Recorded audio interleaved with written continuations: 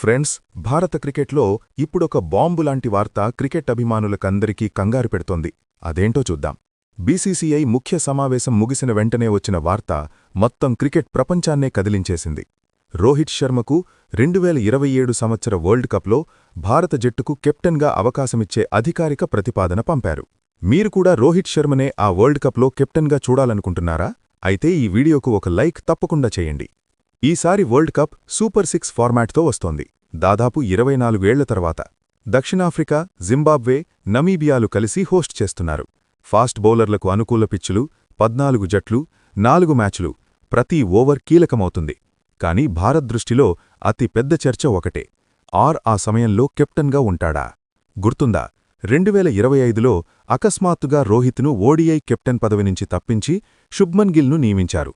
జట్టు అప్పటివరకు రోహిత్ కింద అద్భుతంగా ఆడుతోంది. బోర్డు వాళ్లు భవిష్యత్ కోసం యువ కెప్టెన్కు సమయం ఇవ్వాలి అన్నారు.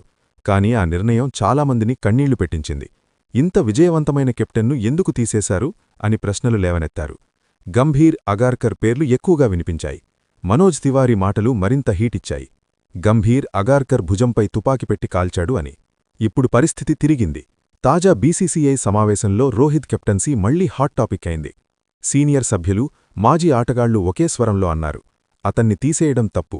అతని అనుభవం ఇలాంటి పెద్ద టోర్నమెంటుకు అత్యంత అవసరం. రోహిత్ గణాంకాలు టేబుల్ మీద పెట్టారు. ఐసీసీ టోర్నమెంట్లలో 87% గెలుపు శాతం. 2024 టీ20 వరల్డ్ కప్ ఒక్క మ్యాచ్ కూడా ఓడకుండా గెలిచాం. 2025 ఛాంపియన్స్ ట్రోఫీ గెలుపు. 2023 ఓడిఐ వరల్డ్ కప్లో 10 వరుస గెలుపులు. చివరికి బోర్డు ఒక చారిత్రాత్మక నిర్ణయం తీసుకుంది. రోహిత్ శర్మకు అధికారికంగా ప్రతిపాదన పంపారు. మీరు ఇష్టపడితే 2027 వరల్డ్ కప్లో మీరే కెప్టెన్. అతను అంగీకరిస్తే ఇది భారత క్రికెట్కు పెద్ద మలుపు. శుభ్మన్ గిల్ భవిష్యత్ కెప్టెన్గా ఉంటాడు. 2027 తర్వాత జట్టు పూర్తిగా అతని చేతుల్లోకి వస్తుంది. విరాట్ కోహ్లీ కూడా ఇప్పుడు పూర్తి ఫోకస్ మొత్తం ఓడిఐ మ్యాచ్ పైనే పెట్టాడు. ఇద్దరూ యువతకు ఆధారస్తంభాలవుతారు. రోహిత్ ఫిట్నెస్పై భారీగా పనిచేస్తున్నాడు. ఇటీవలే 10 కిలోల బరువు తగ్గాడు. ఒక ఇంటర్వ్యూలో అతను ఇలా అన్నాడు: 50 ఓవర్ల వరల్డ్ కప్ నా జీవితంలో అతిపెద్ద కల. దేశం కోసం ఈ ట్రోఫీ ఎత్తాలని ఎప్పుడూ కలలు కంటున్నాను. 2023 ఫైనల్ ఓటమి నన్ను మరింత బలంగా చేసింది. ఇప్పుడు అతిపెద్ద ప్రశ్న ఇదే: రోహిత్ ఈ ప్రతిపాదనను అంగీకరిస్తాడా? అవునంటే 2027 వరల్డ్ కప్ చరిత్రలో అత్యంత ఉత్తేజకరమైన టోర్నమెంట్ అవుతుంది. రోహిత్ శర్మకు ఓడిఐ ట్రోఫీ ఎత్తే చివరి, బహుశా ఏకైక అవకాశం కావచ్చు. అలా జరిగితే అతని పేరు భారత క్రికెట్లో శాశ్వతంగా నిలిచిపోతుంది.